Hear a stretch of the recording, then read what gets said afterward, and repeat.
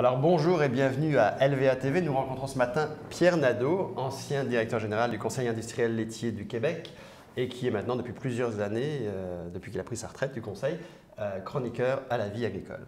Bonjour Yannick. Alors bonjour Pierre. Évidemment, le premier sujet qu'on veut aborder avec vous, c'est le monde du lait. On sait tout ce qui s'est passé cette année et tout ce qui va se passer dans les prochaines années. Le monde du lait qui est en ébullition, je pourrais dire. Comment vous voyez, vous, c'est quoi votre vision du monde du lait pour les prochaines années, notamment, je dirais, par rapport à l'avenir de la gestion de l'œuf? La gestion de l'œuf va être mise probablement en danger, plus que jamais. On avance avec des traités nouveaux. Le PTP, on connaît les résultats. On ne connaît pas ce qui va arriver avec le Brexit, parce qu'on s'est fait un peu avoir avec le Brexit, c'est-à-dire qu'on a fait une entente avec l'Europe, alors que l'Angleterre faisait partie de l'Europe. Et là, maintenant, l'Angleterre se sépare. On ne change rien de l'entente. L'Angleterre veut faire une entente avec nous. Est-ce qu'il va falloir donner davantage dans le lait? J'espère que non. Bon, on a d'autres ententes qu'on veut signer à l'avenir. Mais il y a le gros danger, c'est avec les États-Unis, l'ALENA. Que va faire Trump? Trump, c'est la grande question. C'est la question pour tout le monde sur tous les sujets. Mais quand vous dites la gestion de l'œuf va être mise à mal, en fait, est-ce à dire que est-ce qu'on peut penser que la gestion de l'œuf qu'un jour il n'y aura plus de gestion de l'œuf au Canada ou... Bien, au fait, un jour, probablement, la gestion de l'œuf va disparaître éventuellement. Dans combien de temps, je ne sais pas. Ça peut être dans 10 ans, dans 15 ans, dans 60 ans. Parce qu'on on disait tout à l'heure hors d'onde, en fait, on parlait du PTP, on analysait en fait que les changements vont se faire sur 19 ans. Ce qui est une bonne chose, parce que ça prend du temps avant d'avoir un effet néfaste sur l'ensemble de la gestion de l'œuf. Mais ce qui n'est pas le cas de tous les traités. Non, malheureusement, ce n'est pas le cas avec le CETA. Le CETA, c'est dans 5 ans. Au bout de 5 ans, c'est le plein effet. C'est un peu rapide. 19 ans, c'est mieux. Puis comment vous analysez le fait que les politiciens au Canada et au Québec, et je dirais dans la majorité des provinces, nous disent on va sauver la gestion de l'œuf, on va sauver la gestion de l'œuf, alors que plusieurs experts, là vous en parlez, Sylvain Charlebois lui parlait d'hypocrisie la semaine dernière, tout le monde a l'air de dire finalement, je ne suis pas sûr qu'on la sauve que ça, en fait dans 10 ans, dans 12 ans, dans 15 ans, elle sera peut-être plus là. Puis qu'en Europe, quand ils ont fait sauter les quotas, ils l'ont annoncé clairement, dans 12 ans, il n'y aura plus de quotas. Oui, je suis d'accord.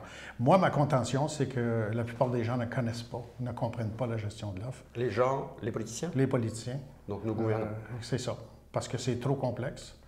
Et quand on leur dit, bon, on va permettre une entrée de 1% de plus dans notre marché, les gens se disent, bon, on a préservé la gestion de l'offre, on a seulement laissé 1% de plus.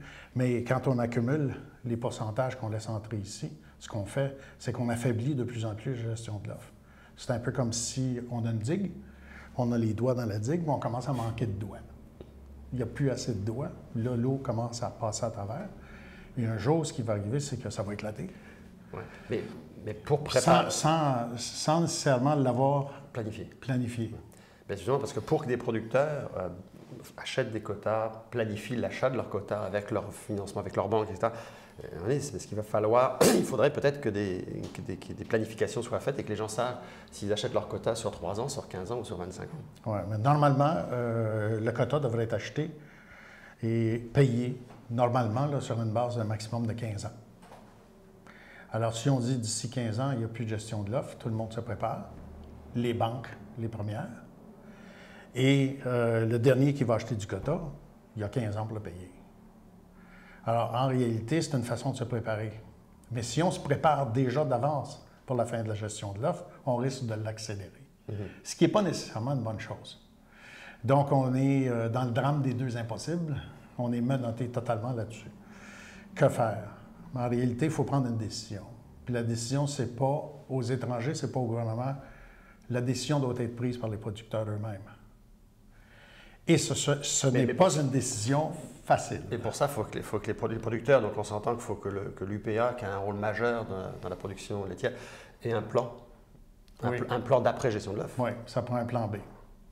Est-ce qu'ils ont moins d'après? Non, je suis à peu près convaincu que l'UPA n'a pas de plan B. Mais si l'UPA avait un plan B, encore une fois, on tombe dans le drame des deux impossibles, parce qu'avec un plan B, on annonce à tout le monde que, on a un plan B, mais il Donc, c'était une autre façon d'accélérer la fin de la gestion de l'offre. On ne veut pas ça. Puis comment vous analysez la sortie récemment de Lino Saputo qui dit finalement, ils avaient négocié la classe 7 en fait, c'est bon pour éviter de faire du lait diafiltré aux États-Unis, pour faire du lait moins cher ici, etc.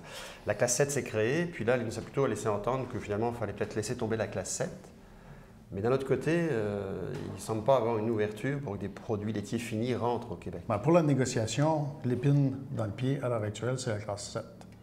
Vous pensez que si la classe 7 n'était plus là, ça réglerait le problème avec la... Ça réglerait une partie du problème parce que ça ferait taire Trump. Il y aurait moins d'arguments. Comme un autre argument qu'ils utilisent. Mais Saputo et AgroPure pourraient recommencer à faire du lait aux États-Unis et l'importer. C'est-à-dire, oui, la classe 7, en réalité, ce que c'est tout simplement qu'on le fait ici. On a commencé à le faire ici. On peut tout simplement ignorer la classe 7 et continuer à faire ce qu'on fait déjà. C'est-à-dire qu'officiellement, il n'y a plus de classe 7, mais on l'achète ici. Ouais.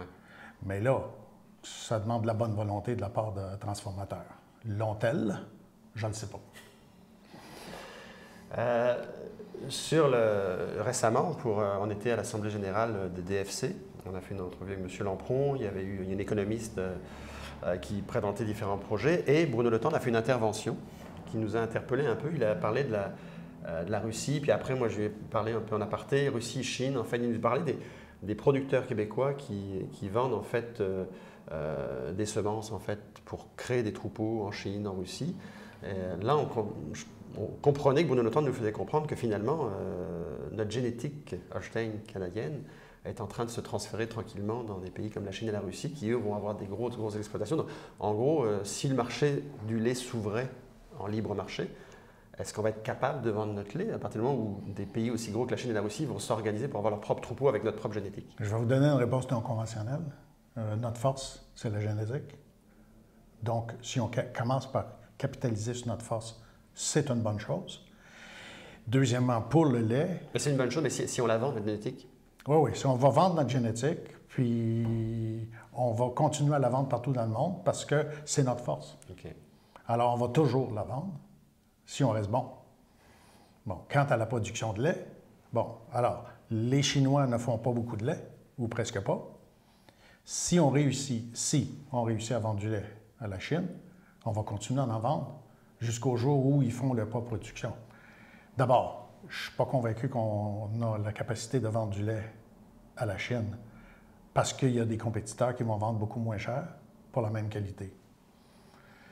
Donc, en réalité, il n'y a pas vraiment une grosse perte à ce niveau-là. Il n'y a pas une grosse perte parce qu'on n'en vend pas déjà. Parce qu'on n'en vend pas déjà. Donc, en fait, vous, ce que vous dites, c'est que la génétique, en fait, c'est un marché important, c'est un marché qui pourrait permettre au Canada d'exister sur les marchés extérieurs. Oui. Plus que le lait. Oui. Merci beaucoup, M. Nadeau. Ça fait plaisir.